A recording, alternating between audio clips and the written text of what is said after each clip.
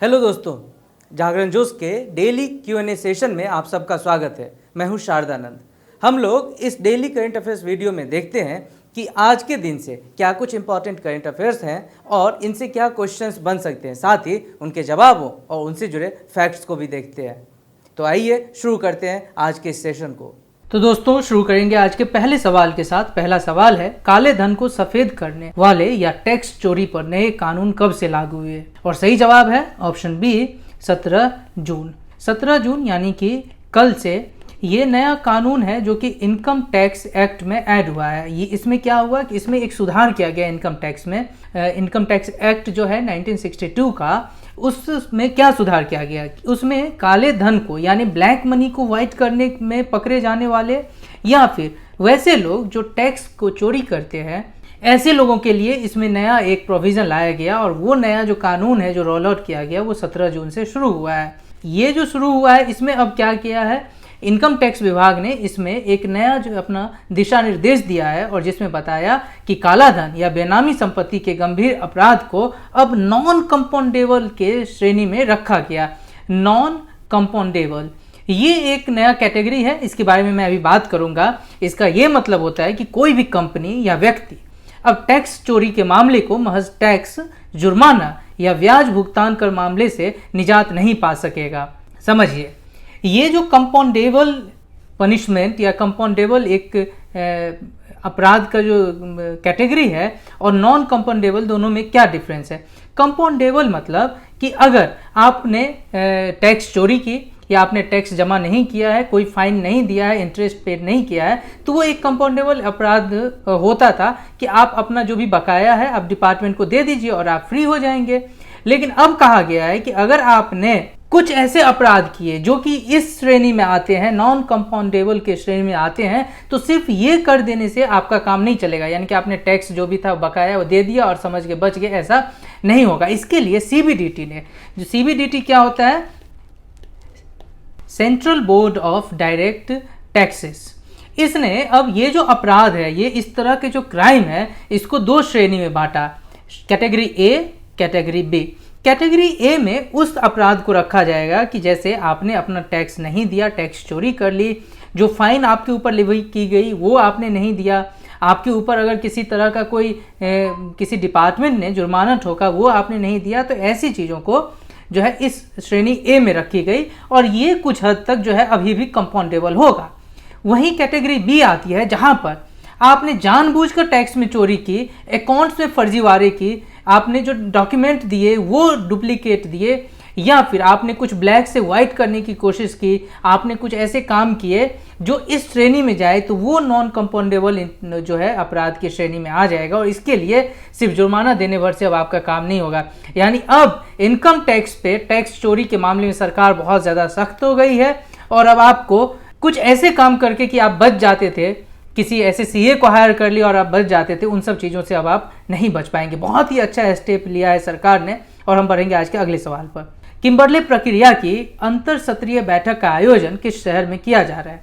और सही जवाब है ऑप्शन बी मुंबई। देखिए, ये जो किम्बर्ली प्रोसेस है, ये किम्बर्ली प्रोसेस का पहली बार या इस बार आप ऐसे कह सकते हैं कि इस बार का जो आयोजन हो रहा है वो इंडिया में हो रहा है और इस प्रोसेस का जो चेयरमैनशिप है वो इंडिया के पास है और इसका जो वाइस चेयर है वो है रसिया के पास। समझिए, इस बार जो इंडिया में, चूंकि ये किम्बर्ले प्रोसेस का जो मीटिंग हो रही है वो मुंबई में हो रही है और ये किम्बर्ले प्रोसेस में 5 दिन की ये बैठक है जो 17 तारीख से यानी कल से शुरू होकर 22 तारीख तक ये बैठक चलेगी, जिसमें सदस्य देशों के करीब 300 प्रतिनिधियों के साथ साथ उद्योग जगत और नागरिक समाज के प्रतिनिधि हिस्सा लेंगे। ये जो किम्बर्ली प्रोसेस है इसमें सर्टिफिकेशन योजना के संस्थापक सदस्यों में भारत रहा है। ये जो किम्बर्ले प्रोसेस सर्टिफिकेशन स्कीम है इसमें 55 सदस्य हैं, 82 देशों का प्रतिनिधित्व कर रहे हैं। इसमें यूरोपियन संघ के 28 सदस्य देश भी शामिल है।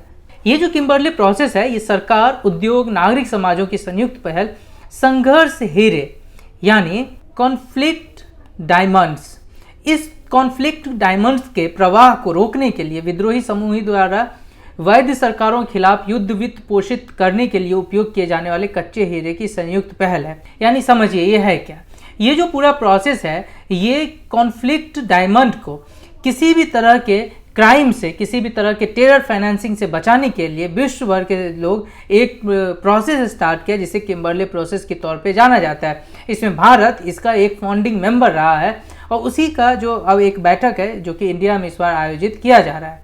और अब आज का अगला सवाल, हाल ही में भारत के वैज्ञानिकों ने किस अनाज की फसल में एक प्रमुख रोगजनक कवक राइजोक्टोनिया सोलानी की आक्रामकता से जुड़ी आनुवंशिक विविधता को उजागर किया है? और सही जवाब है ऑप्शन ए, चावल यानी कि राइस।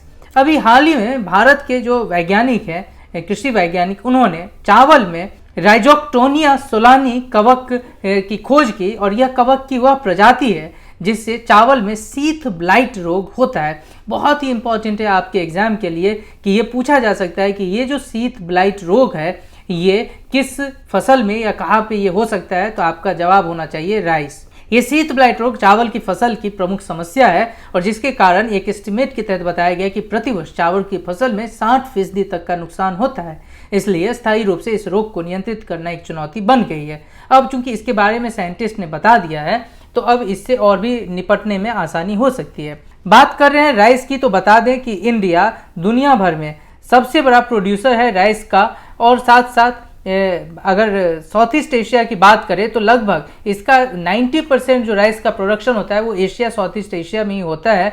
अगर आप बात करें एशिया की तो इंडिया है, चाइना है, बर्मा है, कंबोडिया है, ये सारे देश हैं जो कि राइस का प्रोडक्शन करती है और लगभग 90% प्रोडक्शन के साथ साथ कंजप्शन भी मैक्सिमम इनका यही होता है। भारत में प्रोडक्शन की बात करें तो वेस्ट बंगाल सबसे बड़ा जो है राइस प्रोड्यूसर है।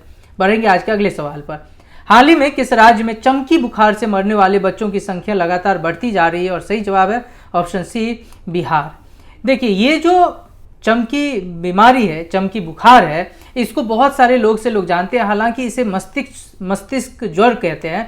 इसे चाहे आप दिमागी बुखार कहें, चमकी बुखार कहें, जापानी इंसेफ्लाइटिस कहें, नव की बीमारी बोलें, कुछ वहाँ के जो लोकल नाम आ जाते हैं तो ये एक लोकल नाम है नव की बीमारी या नई बीमारी, वहाँ के एक यूज़ में किया जाता है क्योंकि ऐसा बीमारी नहीं होता था। या फिर इसे AES के नाम से भी जाना जाता है, एक्यूट इंसेफ्लाइटिस सिंड्रोम के नाम से भी जाना जाता है। ये सारे उसके नाम है, कंफ्यूज नहीं होना है। अगर इसके बारे में पूरे साल क्वेश्चन आएंगे, इसके लिए तैयार रहिए। इसके बाद मैं आपको बता भी दूं कि ये जो बीमारी है पिछले साल बहुत चर्चा में रही क्योंकि गोरखपुर में भी ऐसे ही एक जापानीज इंसेफ्लाइटिस से बच्चों की मृत्यु हुई थी ऑक्सीजन के अभाव में। और ये चीज़ अब पहुंच गई है बिहार, मुजफ्फरपुर में, जहाँ पे लगभग 100 के करीब बच्चों की जान मतलब उनकी मृत्यु हो गई है। बहुत ही दुखद ये घटना आप कह सकते हैं। सरकार को जितना जल्दी हो सके इसको देखे। बहुत ही डिस्टर्बिंग एक ये चीज़ आप अगर देखें, उसको रिपोर्टिंग में देखें, टीवी में देखें तो आपको ये चीज़ें डिस्टर्ब कर सकती है। लेकिन इसके बारे में अगर डॉक्टरों का, एक्सपर्ट का भी मानना है कि इससे बचाव क्या है, इससे बचाव होता है आपका अवेयरनेस। और आप जितना अवेयर रहेंगे, अपने बच्चों को जितना चीज़ों के साथ, इन सब चीज़ों से जो मैं बता रहा हूँ इनसे दूर रखेंगे तो उतनी ज़्यादा जो है इससे बचाव किया जा सकता है। क्योंकि ये गर्मी नमी के मौसम यानी गर्मी में ही होता है। 1 से 15 साल तक के बच्चे इसमें ज़्यादातर इस चपेट में आते हैं। इसमें तेज बुखार आना, चमकी, पूरे शरीर या किसी खास अंग में ऐंठन होना, दांत पर दांत लगना, बच्चे का सुस्त होना, बेहोश होना, चींटी काटने पर भी शरीर में कोई हरकत नहीं होना, ये सारे जो हैं इसके, जो आप कह सकते हैं कि ये बीमारी के लक्षण होते हैं। कैसे बचा जाए? बचने के बहुत इसमें उपाय हैं। इस बार जो आप सबको करना चाहिए कि लीची, जो बिहार का जो सबसे ज़्यादा प्रोड्यूस होता है वहाँ पे, लीची जितना कम हो सके बच्चों को खिलाएं क्योंकि उसमें ऐसे कुछ कीड़े होते हैं। हालांकि मैं बिल्कुल ही आपको किसी क्लिनिकली फैक्ट बेस्ड चीज़ से नहीं बता रहा हूँ, लेकिन ऐसा देखा गया है कि वैसे बच्चे जल्दी बीमार हो रहे हैं जो लीची का सेवन करते हैं। तो लीची इस बार ना खाएं, ना बच्चों को खाने दें, तो सबसे बड़ा मेरे ख्याल से ये आपके लिए बचाव होगा। उसके अलावा बच्चों के गर्मी में जो धूप बहुत होती है वहाँ ना खेलने जाने दें, ज़्यादा से ज़्यादा पानी पिलाएं, उन्हें नाखून ना बड़े हों।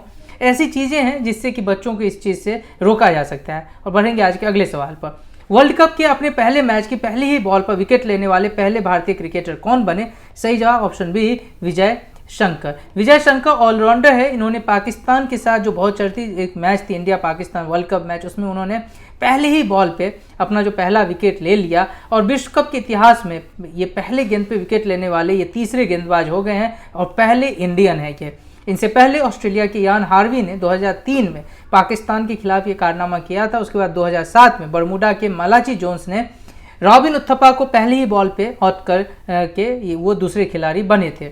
और आज का अगला सवाल, 17वीं लोकसभा सत्र के पहले दिन किसने सबसे पहले राष्ट्रपति भवन में शपथ ली? और सही जवाब है ऑप्शन बी, प्रोटेम स्पीकर ने।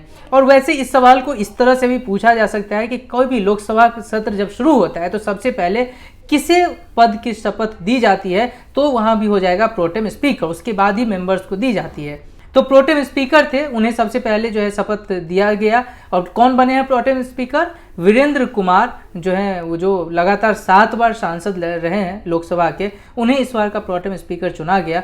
इसके बाद सभी सांसदों को शपथ दिलाने का कार्यक्रम शुरू हुआ। उसमें सबसे पहले नरेंद्र मोदी को शपथ दिलाया गया, जो कि प्रधानमंत्री भी बने हैं। उसके बाद राजनाथ सिंह हैं, उसके बाद अमित शाह है, नितिन गडकरी, और उसके बाद अन्य कैबिनेट सदस्यों ने भी शपथ ग्रहण किया। आपको पता ही है, मैंने बताया कि अमित शाह पहली बार इस बार एमपी चुन के आए हैं और इस बार वो होम मिनिस्टर इन्हें बनाया गया है।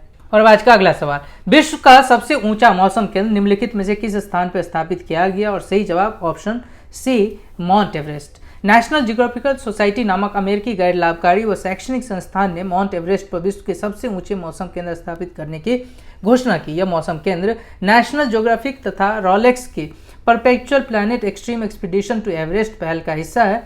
इससे वैज्ञानिक जेट स्ट्रीम को समझने में सहायता मिलेगी और हिमालय पे होने वाले जलवायु परिवर्तन का भी पता चलेगा। ये जेट स्ट्रीम क्या होता है, आप सबको पता होगा। वायुमंडल का, हमारे वायुमंडल से ठीक ऊपर 7 से 12 किलोमीटर में ये जेट स्ट्रीम उड़ती है। क्योंकि यहीं पे एरोप्लेन या जेट जो जहाज होते हैं वो उड़ते हैं, इसीलिए इसका नाम जेट स्ट्रीम है। ये जनरली नहीं, ये वेस्ट टू ईस्ट ये हवा चलती है। और इससे जो है जलवायु परिवर्तन पे क्या असर होगा, ये बहुत सारी चीज़ें इससे पता चलेगी। और आज का अगला सवाल, हाल ही में फेमिना मिस इंडिया 2019 का खिताब किसने जीता? और सही जवाब है ऑप्शन डी, सुमन राव ने। इसका फेमिना मिस इंडिया 2019 का ग्रैंड फिनाले मुंबई में आयोजित हुआ और जिसमें राजस्थान की सुमन राव ने ये खिताब जीता है। वहीं शिवानी यादव फर्स्ट रनअप रही। सुमन राव अब भारत का प्रतिनिधित्व थाईलैंड में होने वाले मिस वर्ल्ड 2019 में करेंगे। यह मिस नवी मुंबई 2018 में फर्स्ट रनअप भी रही थी। तो दोस्तों यही खत्म होता है आज का पहला सेगमेंट। बढ़ेंगे अगले सेगमेंट पे, जहाँ पे मैंने आपसे एक सवाल पूछा, उसका जवाब बताएंगे और आपके लिए नया सवाल भी होगा। मैंने पूछा था, केंद्रीय यातायात और राजमार्ग मंत्री नितिन गडकरी ने बताया कि असम में ब्रह्मपुत्र नदी के उत्तर और दक्षिण सिरों को जोड़ने के लिए कितने नए पुल बनाए जाएंगे? सही जवाब ऑप्शन ए, 2। ये 2 पुल बनाए जाएंगे जिससे कि ब्रह्मपुत्र नदी के उत्तर और दक्षिण सिरों को जोड़ा जा सके। और अब एक सवाल जिसका जवाब आपको हमें कमेंट बॉक्स में लिख के देना है, हाल ही में इनमें से किसने वनडे क्रिकेट में सबसे तेज 11,000 रन बनाए? अपने जवाब को हमें कमेंट बॉक्स में लिख के भेजें।